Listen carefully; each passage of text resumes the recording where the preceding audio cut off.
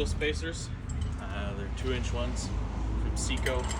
I'm not sure why, but from the manufacturer, the front track width is wider on these trucks than the rear. You know, a lot of guys sled pulling and whatnot, they actually go for that. That way the tires are different tracks, so they can maximize their traction.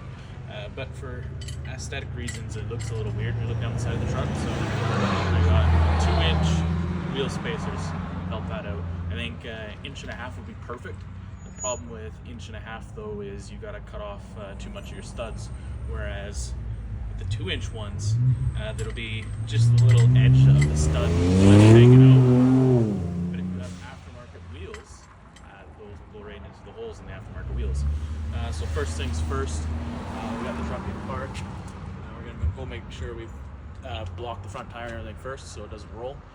In my case scenario here, I got the wheels pointed straight forwards. Typically you point them to the left or the right to get to the curb so it doesn't roll away on you and hit somebody. But in my case though, we're going straight ahead, straight for the house, right across.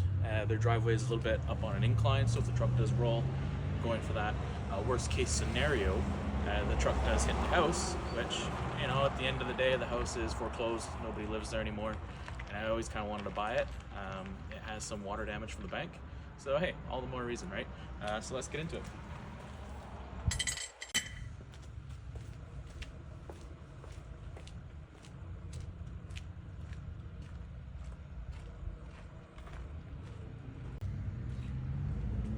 Alright, so before we jack her up here, we're going to get a little special lock for the lug nuts, and we're going to start to loosen all of them first, because when the wheels are up in the air, you're not going to be able to have anything to hold the tire, so it's a lot easier to do it now, so we'll go ahead and do that.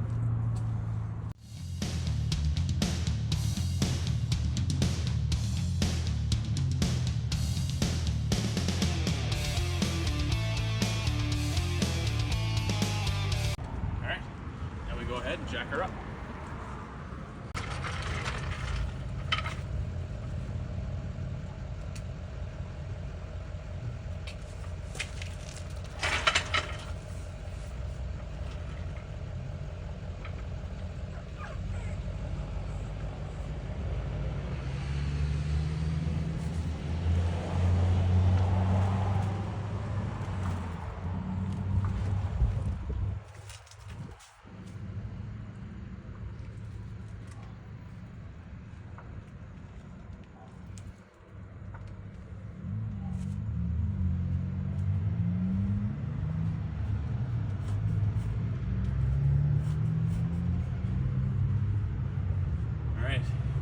Wheels are off the ground, not going anywhere, so we'll get right into it. We'll take the wheels off, put the spacers on.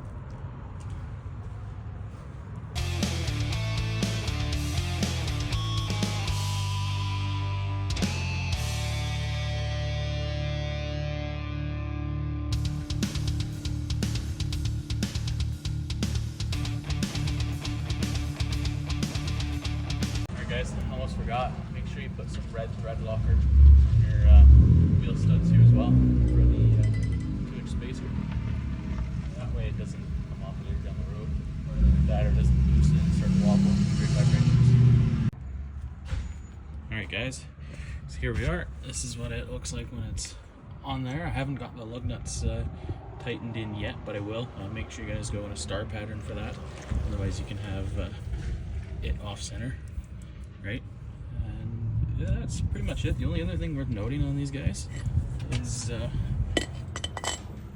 on these ones, they're hub centric, so they come with a ring on the inside here. Now with that ring, it was actually hitting on the bolts for the axle here on the end, so I had to get a machine shop to take that off, and yeah, they just slide right on.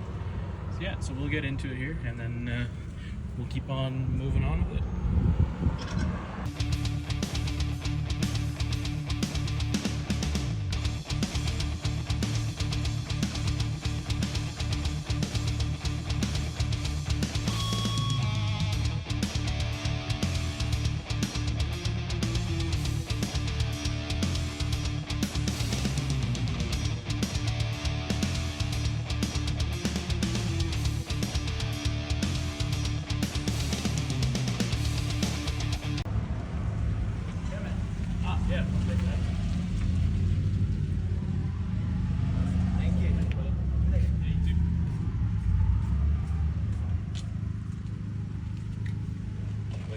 delivery guy come by. Some more truck parts. I wonder what's in this one. Put that off to the side. Maybe open that one later. I'm gonna torque these on now. Spec for these guys is 140 foot-pounds. So we're gonna torque it to. There's 2 steps you could do this next one. Is you get a friend to push on the brake pedal if you'd like, so it stops the hub from spinning.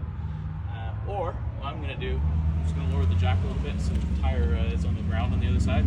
That'll allow me to torque this down while the hub's spinning.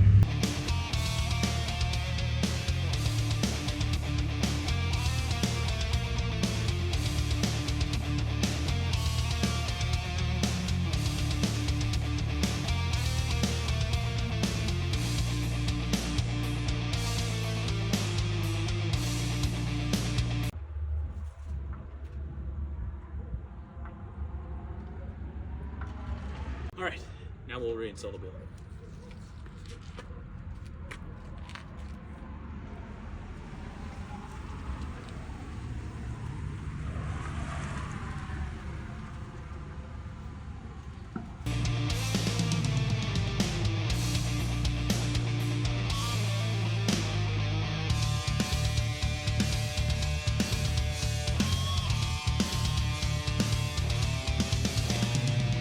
Alright, there we go, guys.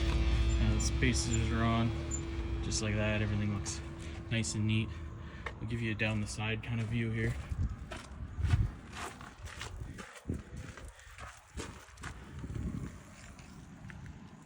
So you can see the front pretty well lines up with the rear now. It's nice. Let's see we'll compare side by side from the rear now.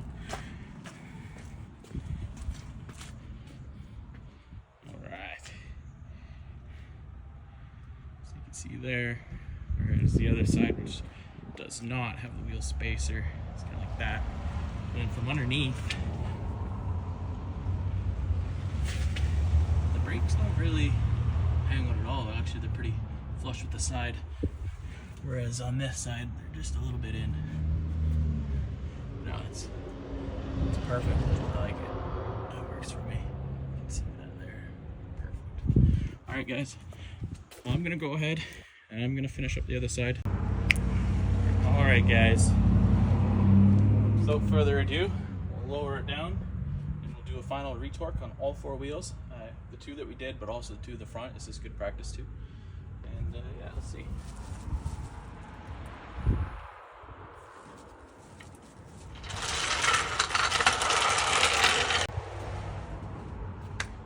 All right, guys. That's it for this video. Sorry about all the wind. It's a really busy street. It's probably a terrible time of day to shoot a video right now. I do plan on investing in a microphone here soon, so you guys hear me a little bit better. But yeah, that's it for this one. Make sure that you are very detailed. You check all around your hubs when you tighten them in. Make sure you do it evenly to pull the 2 mating faces together. Use a thread locker. And so yeah, if you guys liked it, give me a thumbs up, subscribe to the channel, and I'll see you guys in the next one.